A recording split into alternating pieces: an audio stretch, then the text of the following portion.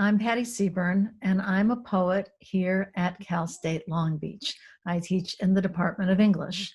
My friends at the Kleefeld Contemporary asked me if I'd be interested in putting together some poetry readings on behalf of the Kleefeld during this time when I think we all need more art and more poetry. So of course I said yes. I asked two friends, poets Gail Wronsky and Connie Voisine, to join me in reading ekphrastic poems we had written. Ekphrastic poems are poems about artwork and usually visual art. So what's going to happen is Gail, myself, and Connie will read some poems and talk about them a little bit for about a half an hour, no longer. And let me tell you a little bit about Gail and Connie. Gail teaches at Loyola Marymount University, and she has 13 books of poetry and translations. Connie teaches at New Mexico State University, and she has 5 books of poems. I myself have 5 books of poems. The most recent is Threshold Delivery, which came out this spring. We're all going to be reading a couple of our own poems, talking about them a little bit, and generally speaking, being happy to celebrate the Kleefeld and this celebration, this intersection between poetry and art. Thanks so much, and I hope you enjoy the poems. Okay. So now I'm going to turn this over to Gail, and Connie and I are going to step aside. Here you go, Gail. Okay, hi. I'm going to read a couple poems from my very first book of poems, which is called Again the Gemini Are in the Orchard, which is the title of a painting by Leonora Carrington, who became my muse for this book. I discovered her when I was in college and just loved, she's a surrealist, just loved everything she did. So I wrote a poem about the painting, Again the Gemini Are in the Orchard, and it is called A Postscript. Years from now, so little will be left to say, so I'll say everything is a euphemism for literal death, even this. I'll be sitting in my room, brushing away a few fruit flies, my hair up or down. I'll be wearing, an old striped dress. Look, she'll say, appearing out of cloudy nowhere. Again, the Gemini are in the orchard. Our trees, which have always been paltry, will be bowed with the weight of incredible fruits. So I'm writing and rotting and waiting for the ripening.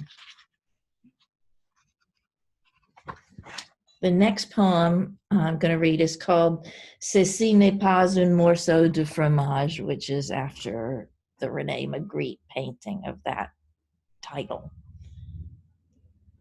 There are objects that get by without names.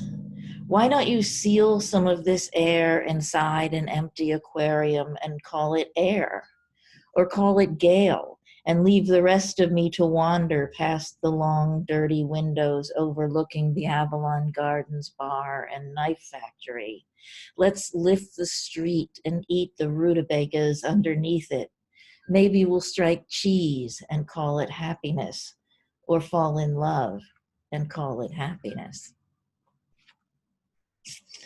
The next poem is from my book, So Quick, Bright Things. And it is also about a Magritte painting, this time The Treachery of Images, which is that painting with the pipe. Effusion 5. The invisible pipe hides nothing. Only the visible pipe, being seen, remains in its mystery undiminished. So it is with love. Of the visible love, one may say, this is not my love. Of the invisible love, one may say nothing. Otherwise, they are both pipes or pipes. Okay, and now I'm going to read a couple of little short poems. I've been doing an art project with the artist Gronk, an LA-based Chicanx artist. And he has done a series of watercolors. He does them every day and he calls them coffee drawings. And so I've taken these drawings and have written little short poems to go along with them. So I'm going to hold up the drawing and then read the poem. Here's the first one. Let me see if I can get this on there. Okay. Today I wrestle with the sky. You and I, wind, will lie down together on this ball of barbed wire. You flap above me like a soft gray sheet. I don't like the fact that I'm mortal, that I see the world askew and hear the whispers of muffled voices. I don't like the fact that we go out like lights while the flowers around us yellow and creak. This is one of my favorite drawings of his. I just love this. Let you look at it for a second. Okay. My epaulets are on fire, and the person inside me is frightened. The flames are vertical, two wavering spirits standing upright in their graves. The silence here is like science, antiseptic, and the person inside me is dying to pat me on the back. I'm a poet. This is to be expected. If only we had a pair of asbestos gloves. If only we had arms. Okay, here's another one. I think I'll do two more.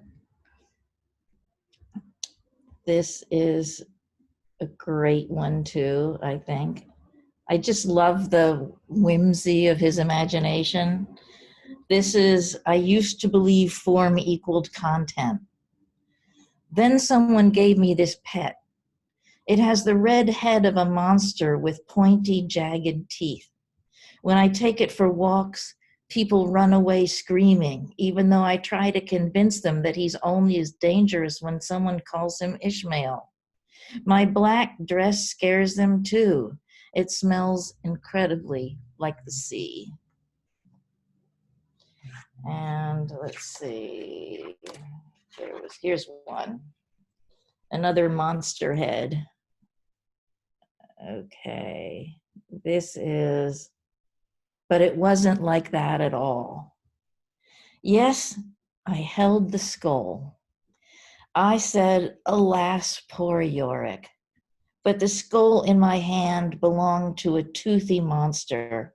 Thoughts like gunshots flickered all around us in the communal graveyard. The beastly skull said, why the gloomy thinking, man? Everywhere, everywhere, unspoken wisdom shed leaves the way trees shed tears. Okay, thank you very much for listening. Thank you, Gail. That was Gail Wronsky, author of 13 books of poems, the forthcoming New and Selected. I'm Patty Seyburn. I teach at Cal State Long Beach, and I'm going to read for you 3 or maybe 4 poems. First one is called Tall Tales, and it's really the story of the Guggenheim Museum, which is a spiral. If you've never been there, you start at the top and you work your way down, and it's on Manhattan's Upper East Side. It's quite wonderful. Tall Tales. Leadville, nay Cloud City, Colorado, at 10,000 feet, where Guggenheims mined their way to art, silver, gold, molybdenum to make steel pliable, learned from dissecting good German guns. The way art yields to mind, mood, fashion, commerce, corners and no corners. Each mineral sliver commissioned by fiat of privilege, displayed in Wright's 6-story spiral at 89th and Lex. Heroes, villains, greed, luck, altitude, an epilogue of 10,200 smudged out of work, humming, easy come, easy go. This poem is called I Am Delightful. Trying to divine the animals clouds want to be is a worthwhile endeavor on days when the road seems wide and swervy, the myth of forever, driven by a posse of the possible, wearing fetching hats, cloche, fez, Panama, pork pie, derby. The nebulae did not cooperate. A vast clump resembling Courbet's nude reclining by the sea, a figure lounging near ruffled waters, provocatively, nudes can be. Juxtaposed against the sky, utterly detached from her and scumbled by trouble. The painting once landed in Goering's possession, filched from the Rosenberg collection in Bordeaux, then found its way to Philadelphia's museum, where it seems content to repose.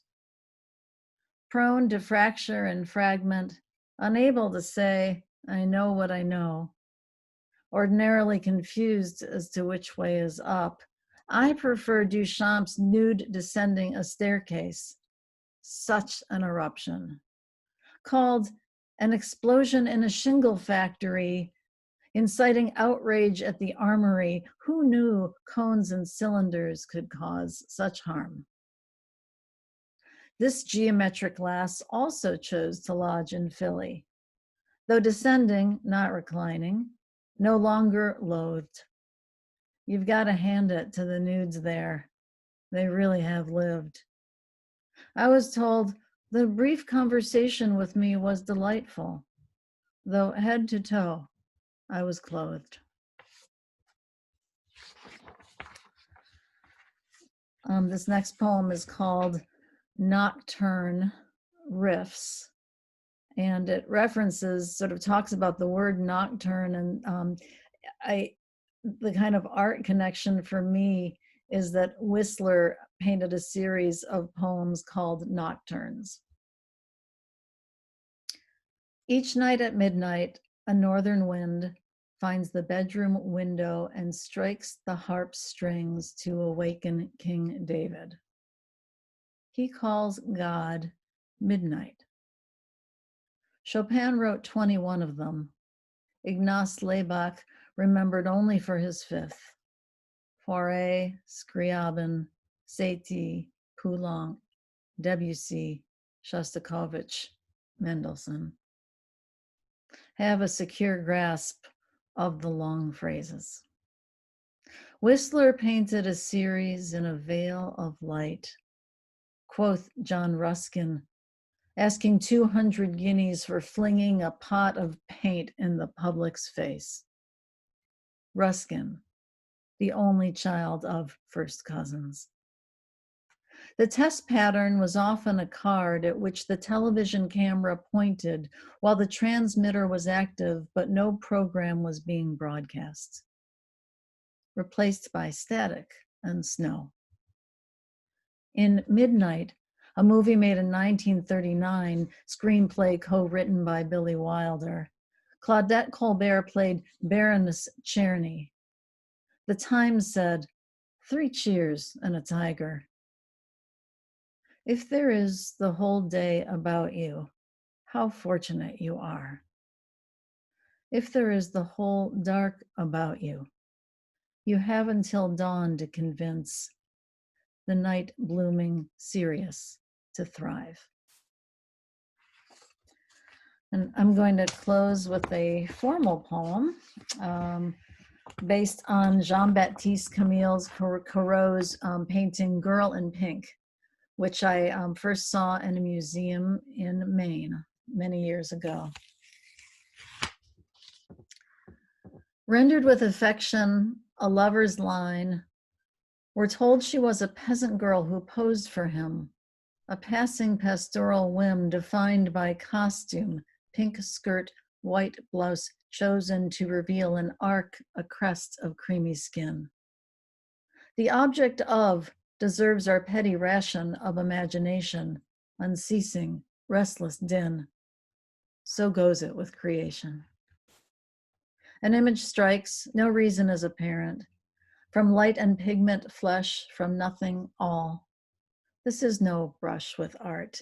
Return her stare, you see, you have been seen. The arranger of perception, the infinite I am has called. Call her what you will.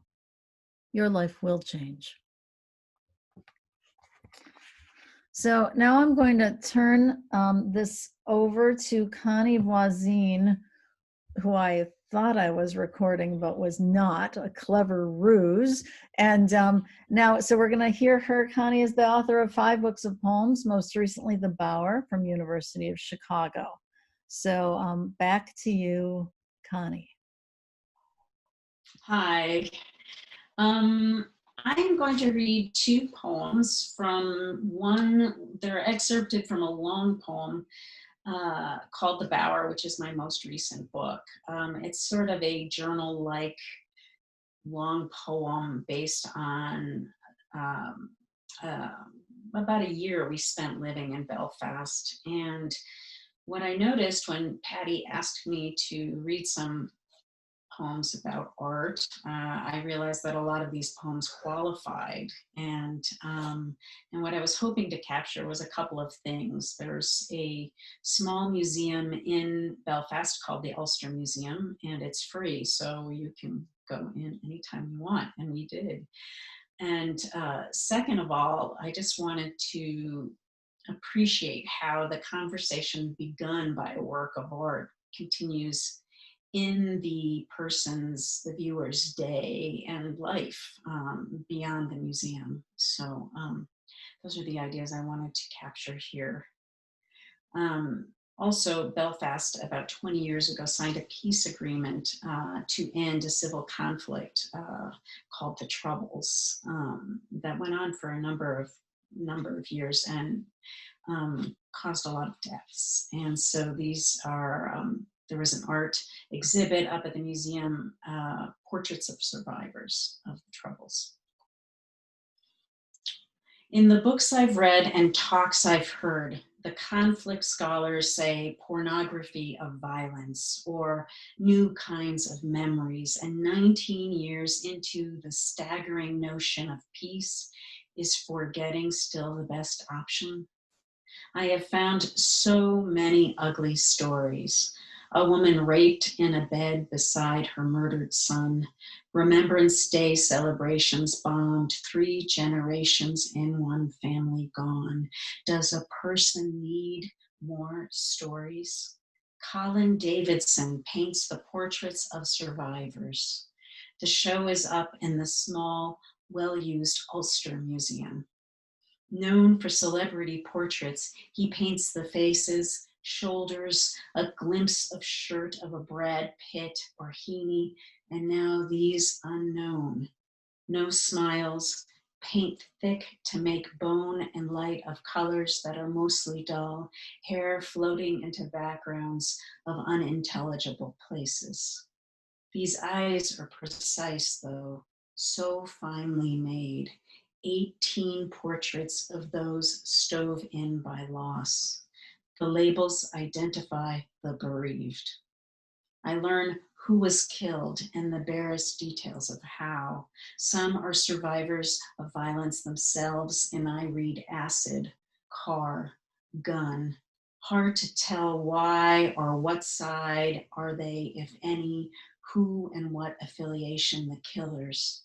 An interpreter tells me a victims group made introductions to the painter and none are for sale, that she will refuse those who request it. She will refer those who request it to trauma care or victim services. My daughter takes the survey upon leaving. I write for her. It might help to have sounds and things you can touch. What kinds of things? I don't know. Her hair, some clothes, the bomb.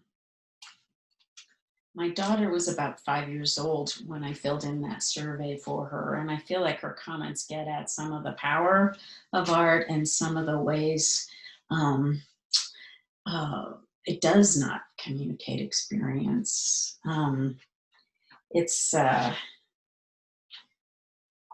And I'm going to skip ahead in the book to my return to the Austrian Museum. And there were two exhibits at that time. One was local art, sort of like a collection, an open juried show about contemporary painters. And there was one painting in there depicting marching season, July 12th, which is a big holiday for a Protestant fraternal organization in Belfast. And they march through often Catholic neighborhoods and sing songs that are often derogatory toward historical events involving Catholics. I'm back at the museum where people enter free of charge due to government gift. And during these thick, rainy days, it's hard not to. A painting of the 12th of July, a day for marchers, for the losers who still suffer loss in burning piles of trash, with holy men hung in effigy, bloody songs sung by some about the others, some drunk, some unemployed, some who consider this their identity. The painting is controversial. The marchers depicted in white hoods, KKK-like, here at the public museum. What would Rembrandt say? His face glows a honey gold, a self-portrait on loan from the crown. Prams bump through the gathered citizens here to see the master. I can tell he's one who knows his worth, but is his haggard face one of regret? After a certain age, who doesn't fight it? Throughout his life, he painted himself often. He painted his face 4 times in his last year. An X-ray of this self-portrait reveals 2 pentimenti. His beret was made smaller and darker, and from his hands he removed his tool, a paintbrush. A Macedonian proverb says, once you catch your bear, it will dance for you. But no one buys a self-portrait. In his studio, with a poodle, with a helmet, and finally this rough, illuminated face, dancing for us his aged grief, or is it wisdom? Both. We all see it, shining up the room. I read about his modest parentage, 3 of his 4 children dead, his wife 2 by age 30, bankruptcy and auction, his own illness. But what does he paint when he paints his own face? The search for meaning brings us all down hard, boom, to the knees, and maybe it's good to stay there for a while and stare. It's where anger slew citizenry, where love was used up for anyone but your own, where people burned neighborhoods, where many are broke or old or ill, where someone racks the night for a version of home, where a man paints his own tired face. Rembrandt looks at himself, who looks at me. Once you catch your bear, it will dance for you. Only works if you're the bear, only if the suffering in you rises to meet the suffering in the other. I've no child with me today, no one to hurry me back into the flurry of snack, birds, Kingsbridge, Sunnyside to home. I'll leave Belfast before marching season for reasons of family, visas, and money, though I'll wish I could stay by then. Rembrandt died penniless for reasons of appetite. Oh, he lived, and he was buried in a debtor's grave. No, please not regret. Thank you. Thank you, Connie. Thank you, Gail. This is Patty Seyburn, and on behalf of the University Art Museum and the intersection between poetry and art, we're all really happy to be here, and we hope that you have access to art and poetry in the very near future. Have a good day. Thanks, everybody. Bye-bye.